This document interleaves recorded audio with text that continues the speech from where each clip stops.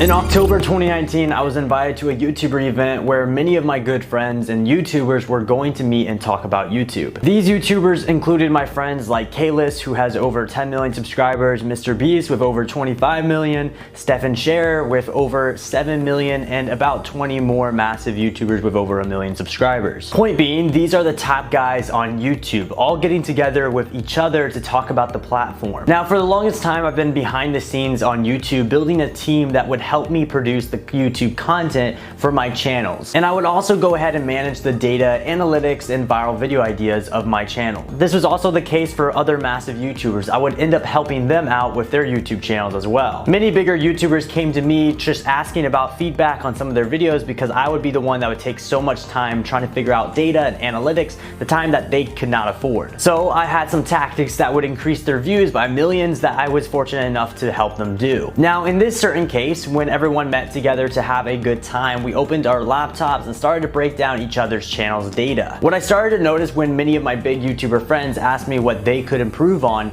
I noticed a thing that I was surprised that they didn't even pick up on. That thing was intros and outros and how it can help or affect your overall YouTube video. Now, first we have to take a step back and understand briefly how audience retention works. You'll see in a later video in this course a deep dive to understand what audience retention is, but I want to briefly break it down in this video, as it's kind of required to understand what I'm about to break down with intros and outros. So, audience retention is an average of how long people watch your video for. You can find this data and graph by looking into your YouTube Studio dashboard. It's going to usually be on a per video basis is what we look at. The goal is to get people to watch as long as possible, and so when my friends show me their audience retention graphs, I found a consistent issue that they all were having. At the very end of the audience retention graph, there was a massive dip and decline of people clicking off of the video. And if you watched any of these course videos so far, you know the big takeaway that I have is make sure people do not click off of your video,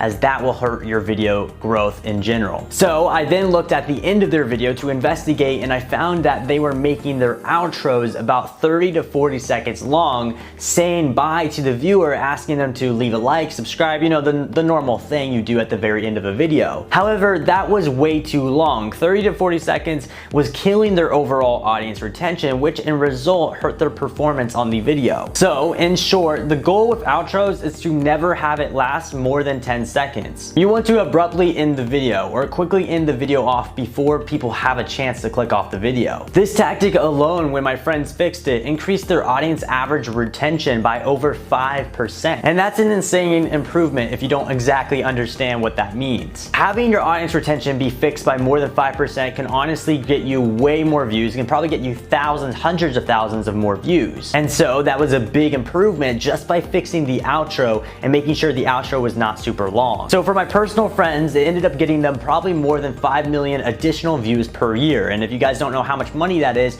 that's an average of about $20,000 worth of revenue alone from a simple adjustment like that they ended up making. Point being, don't have outros that take too long. End it as soon as possible and lead the viewer into another one of your videos. Okay, so now let's go ahead and dive into intros. So intros are little effects and elements in your video that is usually at the very beginning, or it's almost at the very beginning.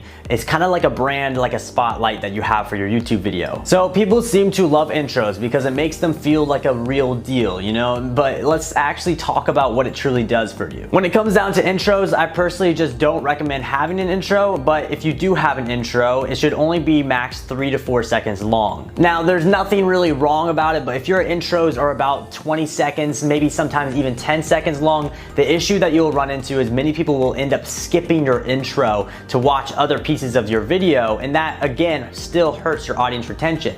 So the viewer doesn't necessarily have to click off the video altogether to hurt you. Them skipping through the video can hurt you alone as well. So just as a rule of thumb, I just recommend not having it longer than 4 seconds of an intro. And also, based on all the experiments I ran, it's not really a necessary piece of your YouTube video. But that's pretty much how intros and outros work and what the effects of it is. So I'm gonna go ahead and see you guys in the next video.